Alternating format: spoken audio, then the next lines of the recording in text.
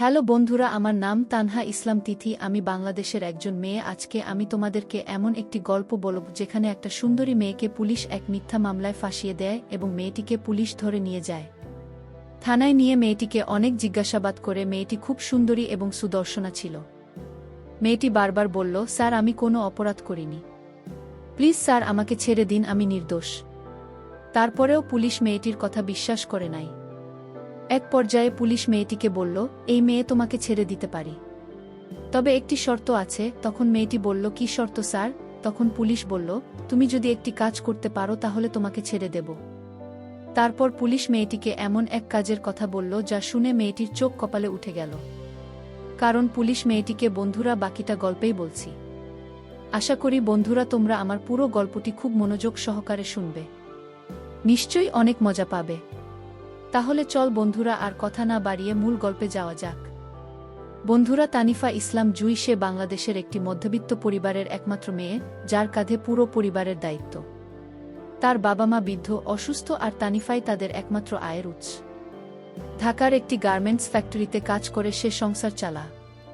প্রতিদিন সকালে সে বাসা থেকে বের হয়, ভিড়ের মধ্য দিয়ে কারখানায় যায়, আর রাতে ক্লান্ত শরীরে বাড়ি ফিরে। তার জীবন সাধারণ কিন্তু সংগ্রামে ভরা, তবুও তার মুখে সবসময় হালকা হাসি থাকে, যেন জীবনের কঠিন পথেও সে হাসাহারানি। তানিফার বাড়ি ঢাকার একটি সাধারণ পাড়ায়, যেখানে সকাল হলেই রিকশার টুংটাং শব্দ আর পথচারীদের কোলাহলে মুখরিত হয়ে ওঠে। তার ছোট্ট ঘরে একটি পুরনো খাট, একটি টেবিল আর কিছু পুরনো আসবাব ছাড়া আর কিছু নেই। তবু সে সব কিছু গুছিয়ে রাখে। প্রতি সন্ধ্যায় বাড়ি ফিরে সে তার মায়ের জন্য ওষুধ কিনে আনে আর তার বাবার জন্য একটু খাবারের ব্যবস্থা করে।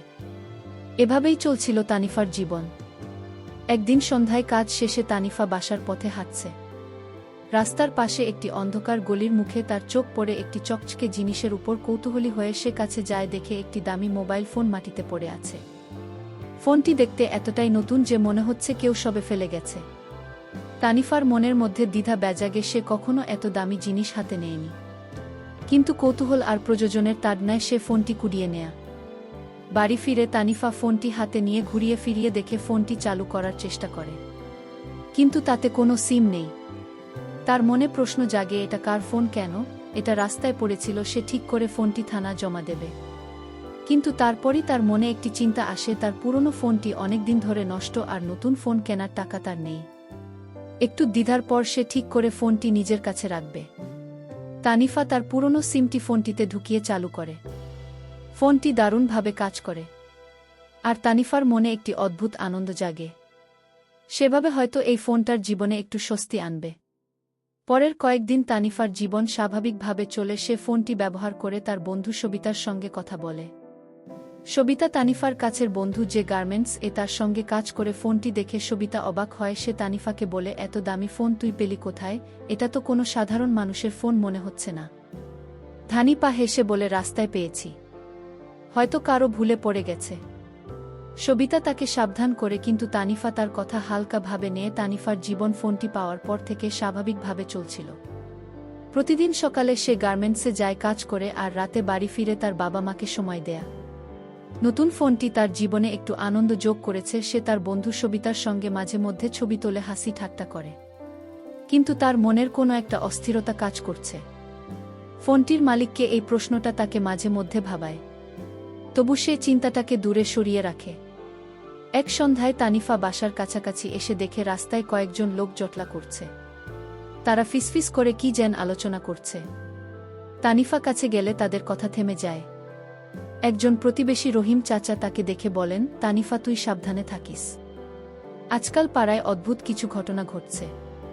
কয়েকদিন আগে একটা রহস্যময় দুর্ঘটনা নাকি এই এলাকায় হয়েছে। তানিফার বুকটা কেঁপে ওঠে, কিন্তু সে হাসার চেষ্টা করে বলে, চাচা আমি তো কারো সঙ্গে ঝামেলা করি না, আমার কি হবে? রাতে বাড়ি ফিরে তানিফা ফোনটি হাতে নিয়ে বসে। হঠাৎ ফোনটিতে একটি মেসেজ আসে, কোনো নাম্বার নেই, শুধু একটি বাক্য, ফোনটা ফেরত দাও। তানিফার হাত কেঁপে ওঠে। সে ভয়ে ভয়ে মেসেজটি আবার পড়ে। কি পাঠিয়েছে এটা? তার মনে হাজারো প্রশ্ন জাগে। সে তাড়াতাড়ি সবিতাকে ফোন করে। সবিতা শুনে বলে, তানিফা আমি তো বলেছিলাম ফোনটা রাখিস না, এখনই থানা জমা দে। কিন্তু তানিফার দ্বিধায় পড়ে, সেভাবে এটা হয়তো কেবল একটা ভূত। পরের দিন সকালে তানিফা কাজে যাওয়ার পথে লক্ষ্য করে একজন লোক তাকে দূর থেকে দেখছে। লোকটির মুখে মাস্ক আর চোখে একটা অদ্ভুত দৃষ্টি। তানিফা দ্রুত পা চালা, কিন্তু তার বুকের ধুকপুকানি থামে না। সেই কারখানায় পৌঁছে সবিতাকে ঘটনাটি বলে সবিতা তাকে আবার সতর্ক করে, তানিফা, এটা সাধারণ কিছু মনে হচ্ছে না, তুই ফোনটা থানায় দিয়ে দে। তানিফা এবার মনে মনে ঠিক করে সন্ধ্যায় থানায় যাবে। কিন্তু সন্ধ্যা হওয়ার আগেই তানিফার ফোন একটি কল আসে। ফোনের উপাস থেকে একটি কঠোর কণ্ঠ বলে, ফোনের উপাস থেকে একটি ভারী কণ্ঠ বলে, তানিভা, আমি শাহিন বলছি, আপনার সাথে আমাদের কিছু কথা ছিল, যত দ্রুত সম্ভব থানায় চলে আসুন, বিষয়টা জরুরি। ফোন কেটে যায়। তানিফার হাত পা ঠান্ডা হয়ে যায়। সে বুঝতে পারে না তার মতো একজন সাধারণ মেয়েকে পুলিশ কেন ডাকছে। তানিফা থানায় পৌঁছে দেখে এসআই শাহিন তার দিকে তীক্ষ্ণ দৃষ্টিতে তাকিয়ে আছেন। শাহিনের চেহারায় একটা অহংকারী ভাব, যেন তিনি সবকিছু নিয়ন্ত্রণে আছেন। তিনি তানিফাকে একটি ছোট ঘরে নিয়ে যান। ঘরটির আলম্লান আর দেওয়ালে আর্দ্রতার দাগ। শাহিন বলেন, তোমার কাছে একটা ফোন আছে তাই না? সেটা কোথায় পেয়েছ? তানিভা সত্যি কথা বলে, স্যার, আমি রাস্তায় পেয়েছি, আমি কিছু করিনি। শাহিন হাসেন, কিন্তু তার হাসিতে কোনো উষ্ণতা নেই। শাহিন তানিফাকে বলেন, তুমি যে ফোনটা পেয়েছ সেটা একজন গুরুত্বপূর্ণ ব্যক্তির। তিনি এখন আর বেঁচে নেই, আর তুমি এখন এই ঘটনার সঙ্গে জড়িয়ে পড়েছ। তানিভার মাথা ঘুরে ওঠে। সে বলে, স্যার, আমি নির্দোষ, আমি শুধু ফোনটা পেয়েছি। কিন্তু শাহিন তার কথায় কান দেন না। তিনি তানিফাকে বলেন, তুমি এখন থেকে আমাদের তদন্তের অংশ, আর কোনো ভুল করলে তোমার জন্য ভালো হবে না। তানিফার চোখে ভয়ে জমে যায়, কিন্তু তার কিছু বলার সাহস হয় না। থানা থেকে বেরিয়ে তানিফা সবিতাকে ফোন করে সে কাঁদে বলে, সবিতা, আমি কি করব? আমি তো কিছু করিনি, তবু পুলিশ আমাকে সন্দেহ করছে। সবিতা তাকে সান্ত্বনা করার চেষ্টা করে, কিন্তু তারও নিজেরও ভয় হচ্ছে। সে বলে, তানিফা, তুই একজন ভালো উকিলের সঙ্গে কথা বল, এটার সাধারণ ব্যাপার মনে হচ্ছে না। থানা থেকে ফিরে তানিফার মনের মধ্যে একটা অজানা ভয় গেঁথে যায়। রাতে বিছানায় শুয়ে সে বারবার শাহিনের কঠোর কণ্ঠ আর তার তীক্ষ্ণ দৃষ্টির কথা ভাবে। ফোনটা এখন তার কাছে যেন একটা অভিশাপ। সে ঠিক করে পরের দিন সকালেই ফোনটা থানা জমা দিয়ে আসবে। কিন্তু তার মনে একটা প্রশ্ন বারবার ঘুরপাক খায়। এই ফোনের সঙ্গে কি এমন রহস্য জড়িত যে পুলিশ তাকে এভাবে ডেকে নিয়েছে? সকালে তানিফা কারখানায় যাওয়ার আগে তার বন্ধু সবিতার সঙ্গে দেখা করে। সবিতা তাকে একজন স্থানীয় উকিলের কথা বলে, যিনি নাকি নির্দোষ মানুষদের সাহায্য করেন। তানিফা উকিলের কাছে যাওয়ার সিদ্ধান্ত নেয়া, কিন্তু তার আগে সে ফোনটা থানা জমা দেওয়ার জন্য ব্যাগে নিয়ে নেয়। সবিতা তাকে সঙ্গে যেতে চায়, কিন্তু তানিফা বলে, তুই বরং কারখানায় যা, আমি একাই পারব। সবিতার চোখে উদ্বেগ, কিন্তু সে আর কিছু বলে না। তানিফা থানার দিকে হাঁটতে থাকে। রাস্তায় তার মনে হতে থাকে কেউ যেন তাকে অনুসরণ করছে। সে পিছন ফিরে তাকায়, কিন্তু কাউকে দেখতে পায় না। তার হৃৎপিণ্ডের ধুকপুকানি বাড়তে থাকে। থানায় পৌঁছে সে দেখে শাহিন সেখানে নেই। তার বদলে একজন নতুন অফিসার, ওসি জুলফিকার, তার সঙ্গে দেখা করেন। জুলফিকারের চেহারা একটা শান্ত ভাব, কিন্তু তার চোখে এমন কিছু আছে যা তানিফাকে অস্বস্তিতে ফেলে। জুলফিকার তানিফাকে বসতে বলেন এবং জিজ্ঞাসা করেন, তুমি কেন এসেছ? তানিফা ফোনটা বের করে বলে, স্যার, আমি এটা রাস্তায় পেয়েছিলাম, আমি জানি না এটা কার, তাই জমা দিতে এসেছি। জুলফিকার ফোনটা হাতে নিয়ে ঘুরিয়ে ফিরিয়ে দেখেন, তারপর ধীরকণ্ঠে বলেন, এই ফোনের সঙ্গে একটা বড় ঘটনা জড়িত, তুমি এটা ব্যবহার করেছ, তাই না? তানিফা মাথা নেড়ে বলে, হ্যাঁ স্যার, কিন্তু আমি কিছু করিনি। জুলফিকার একটা দীর্ঘশ্বাস ফেলে বলেন, তানিফা, তুমি এখন একটা জটিল পরিস্থিতির মধ্যে আছো। এই ফোনটা একজন বিশিষ্ট ব্যবসায়ীর ছিল, যিনি গত মাসে রহস্যজনকভাবে মৃত্যু হয়েছেন। এই ফোনটি তার মৃত্যুর তদন্তের একটা গুরুত্বপূর্ণ প্রমাণ। তানিফার মুখ ফ্যাকাশে হয়ে যায়। সে বলে, স্যার, আমি শুধু ফোনটা পেয়েছি, আমি কিছু জানি না। জুলফিকার কেফে শান্ত করার চেষ্টা করেন, কিন্তু তার কথায় একটা রহস্যময় ভাব থেকে যায়। এই সময় শাহিন ঘরে ঢোকেন, তার মুখে একটা ক্রূর হাসি। তিনি বলেন, ওসি সাহেব, এই মেয়েটিকে আমি আগেই বলেছিলাম, এটা এত সহজে ছাড়া যাবে না। তানিফার দিকে তাকিয়ে তিনি বলেন, তোমাকে এখন আমাদের সঙ্গে থাকতে হবে, তুমি এই তদন্তের একটা অংশ। তানিফা কাঁপতে কাঁপতে বলে, আমি নির্দোষ স্যার, আমাকে ছেড়ে দিন। কিন্তু শাহিন তার কথা উপেক্ষা করে তাকে হাজতে নিয়ে যাওয়ার নির্দেশ দেন। হাজতের অন্ধকার ঘরে তানিফা একা বসে থাকে। ঘরের দেওয়ালে ঠান্ডা আর্দ্রতা আর ম্লান আলো তার ভয়কে আরও বাড়িয়ে দেয়। সে তার বাবা মাকে ভাবে, যারা তার উপর নির্ভরশীল। তার চোখে পানি চলে আসে, সে বুঝতে পারে না একটি নিরীহ সিদ্ধান্ত কিভাবে তার জীবনকে এভাবে উল্টে দিল। হাঁচতে বসে তানিফার সবিতাকে ফোন করার চেষ্টা করে, কিন্তু তার ফোন পুলিশ নিয়ে নিয়েছে। সে নিজেকে অসহায় মনে করে। এই সময় একজন কনস্টেবল তাকে পানি দিতে আসে। কনস্টেবল এর নাম রমিজ, একজন সরি মানুষ। সে তানিফাকে বলে, ভয় পেও না মা, সত্যি যদি তোমার পক্ষে থাকে তাহলে তুমি বের হবেই। তার কথায় তানিফার মনে একটু আশা জাগে, কিন্তু সেই আশা দীর্ঘস্থায়ী হয় না। হাজতের ঠান্ডা মেঝেতে বসে তানিফার চোখে ঘুম আসে না। তার মনের মধ্যে শুধু একটাই চিন্তা, সে কিভাবে এই পরিস্থিতি থেকে বের হবে। তার বাবা মার কথা ভেবে তার বুকটা মুচড়ে ওঠে। তারা কি জানে তাদের একমাত্র মেয়ে এখন থানার হাজতে? তানিফা দেওয়ালে মাথা ঠেকিয়ে চোখ বন্ধ করে, কিন্তু অন্ধকারে তার মনের ভয় আরও বেড়ে যায়। দূর থেকে হাজতের বাইরে পায়ের শব্দ শুনে তার শরীর কেঁপে ওঠে। কিছুক্ষণ পর দরজা খোলার শব্দ হয়। এসআই শাহিন ঘরে ঢোকেনও। তার মুখে এক ধরনের হাসি যা তানিফার ভয়কে আরও বাড়িয়ে দেয়। সে তানিফার দিকে তাকিয়ে বলে, তানিফা, তুমি এখন আমাদের হাতে, তবে তুমি চাইলে এই পরিস্থিতি সহজ করতে পারো। তানিফা ভয়ে কুঁকড়ে যায়। সে বুঝতে পারি শাহিনের কথার পেছনে একটা অসৎ উদ্দেশ্য আছে। সে কাঁপা গলায় বলে, স্যার, আমি কিছু করিনি, আমাকে ছেড়ে দিন। শাহিন হেসে বলে, এত তাড়াতাড়ি ছাড়া যাবে না, তবে আমি তোমার বিশ্বাসটা নিয়ে ভাবছি। শাহিনের সুর তানিফাকে আরও অস্বস্তিতে ফেলে।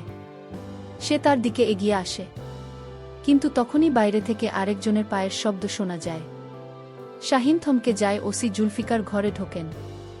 তার চোখে একটা কঠোর দৃষ্টি। তিনি শাহিনকে বলেন, শাহিন, তুমি এখানে কি করছো? তানিফার সঙ্গে তদন্তের ব্যাপারে কথা বলতে আমি এসেছি, তুমি বাইরে যাও।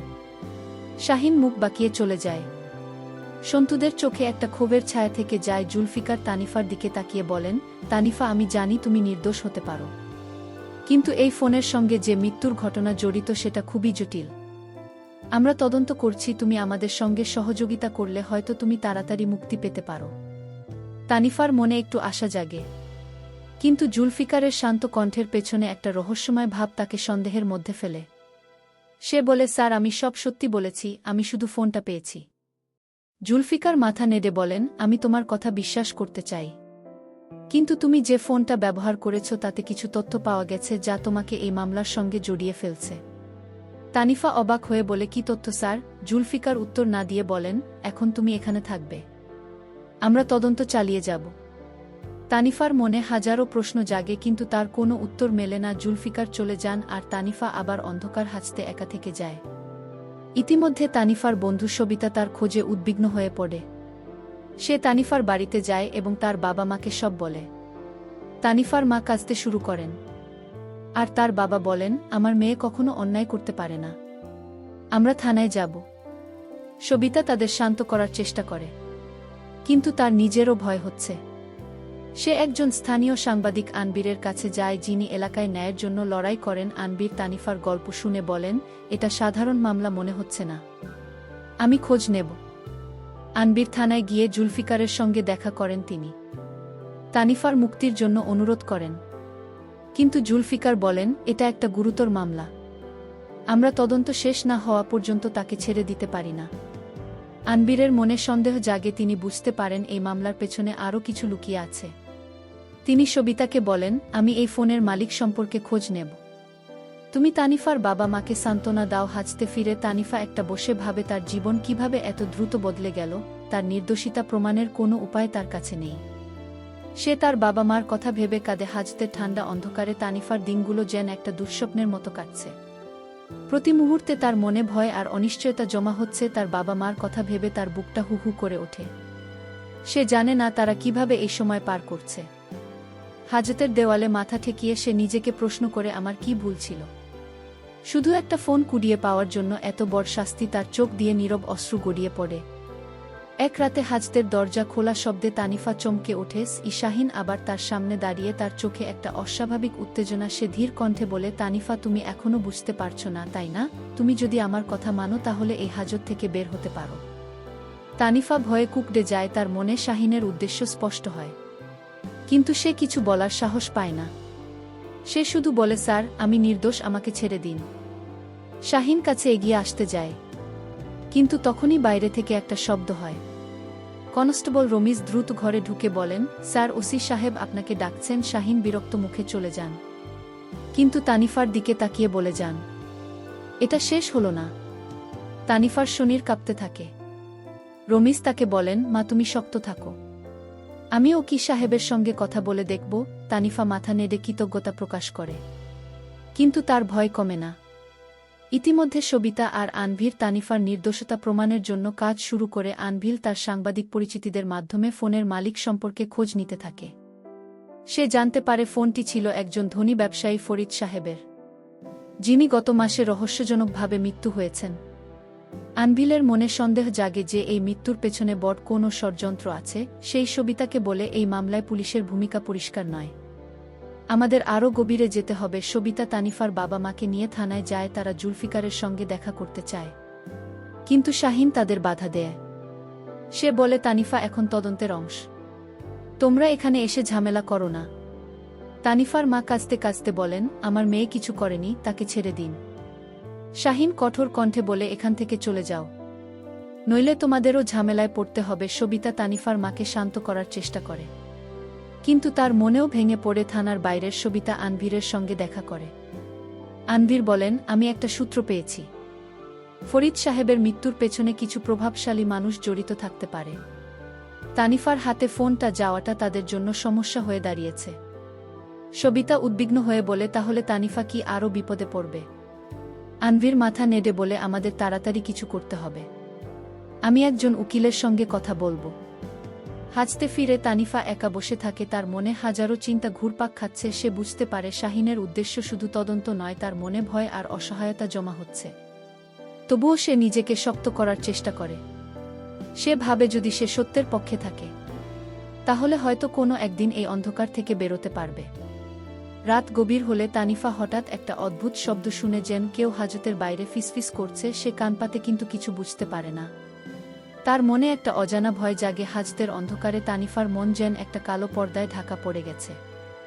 রাতের নিস্তব্ধতায় সে শুনতে পায় কেবল তার নিজের হৃৎপিণ্ডের শব্দ। ফিসফিসের শব্দটা আর শোনা যায় না, কিন্তু তার মনে একটা অস্থিরতা রয়ে যায়। সে দেয়ালে হেলান দিয়ে বসে থাকে, তার চোখে ঘুম নেই, তার মনে শুধু একটাই প্রশ্ন, এই অন্ধকার থেকে কি সে কখনো বেরোতে পারবে? তার বাবা মায়ের কথা ভেবে তার বুকটা ভারী হয়ে ওঠে। সকাল হলে কনস্টেবল রমিজ তানিফার জন্য একটু খাবার নিয়ে আসে। সে তানিফার দিকে তাকিয়ে বলে, মা তুমি খেয়ে নাও, শক্ত থাকতে হবে। আমি ওসি সাহেবের সঙ্গে কথা বলেছি, তিনি বলেছেন তদন্ত চলছে। তানিফা খাবারের দিকে তাকায়, কিন্তু তার ক্ষুধা নেই। সে রমেজকে বলে, আমার বাবা মা কেমন আছে, আপনি কিছু জানেন?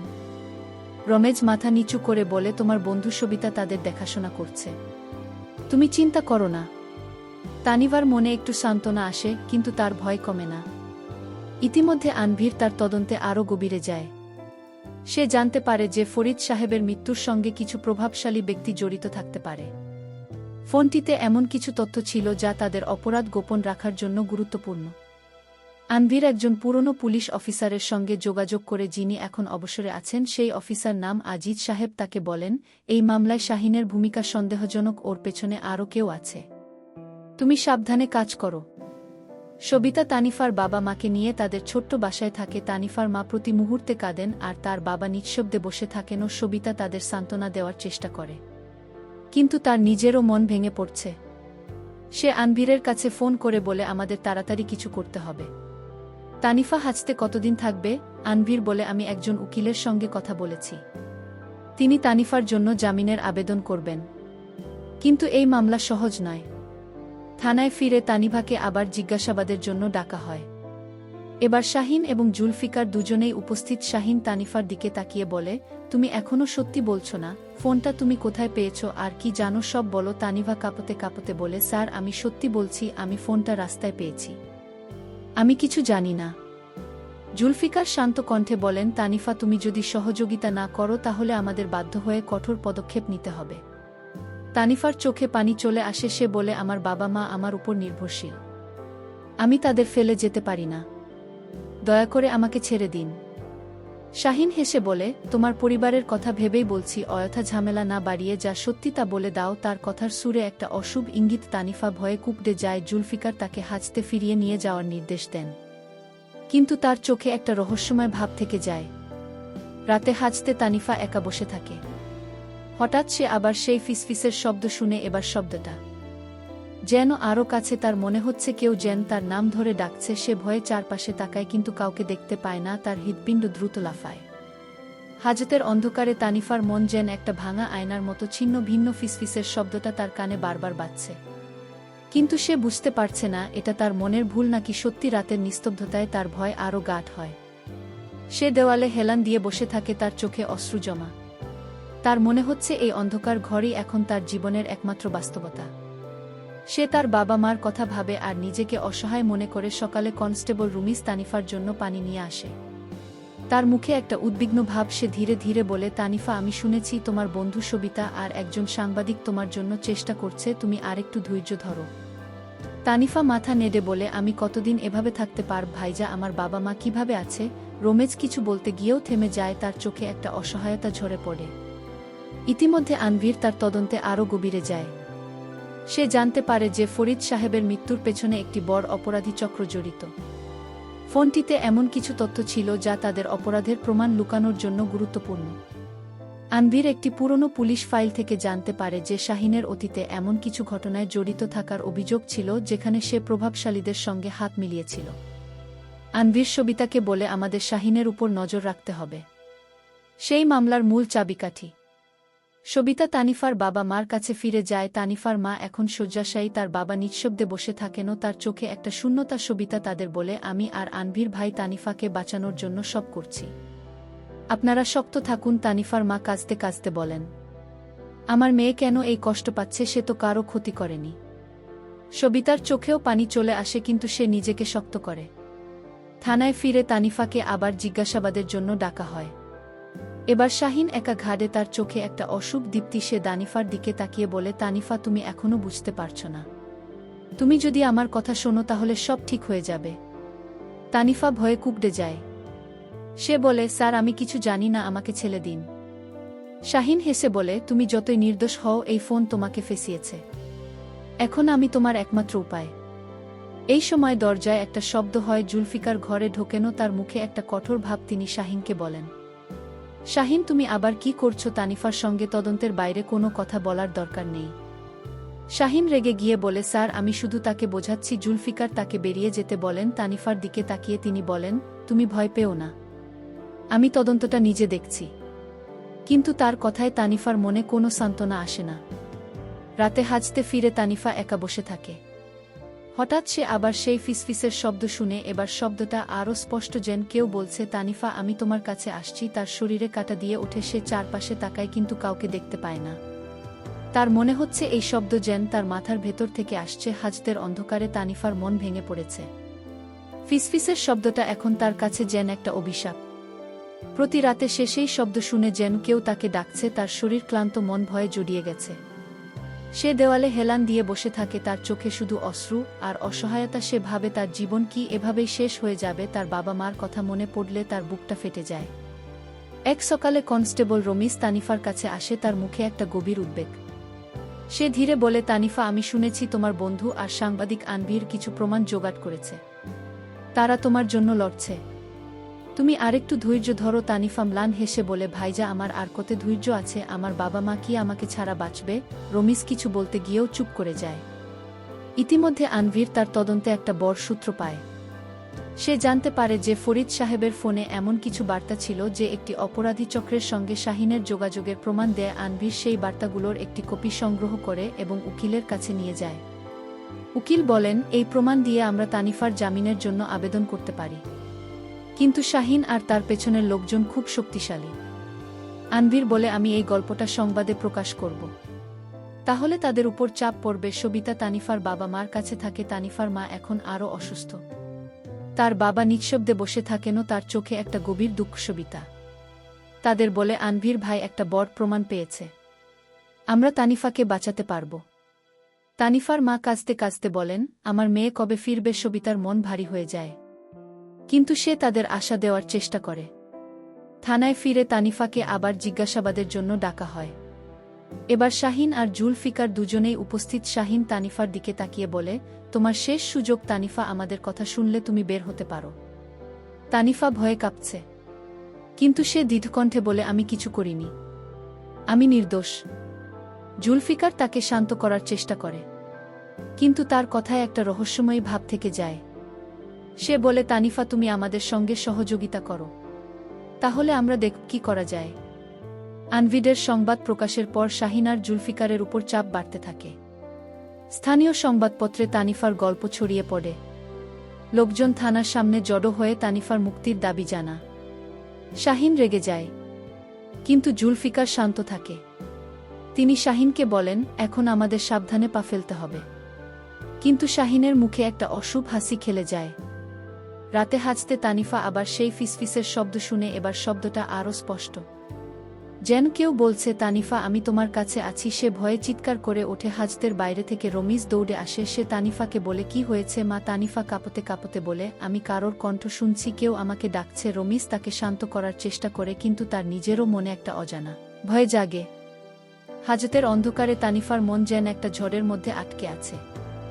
ফিসফিসের শব্দগুলো এখন তার মাথার ভেতরে বারবার বাজছে। সে আর বুঝতে পারে না এটা তার মনের ভুল নাকি সত্যি। তার শরীর ক্লান্ত, মন ভয় পঙ্গু হয়ে গেছে। সে দেওয়ালে হেলান দিয়ে বসে থাকে, তার চোখে শুধু অশ্রু।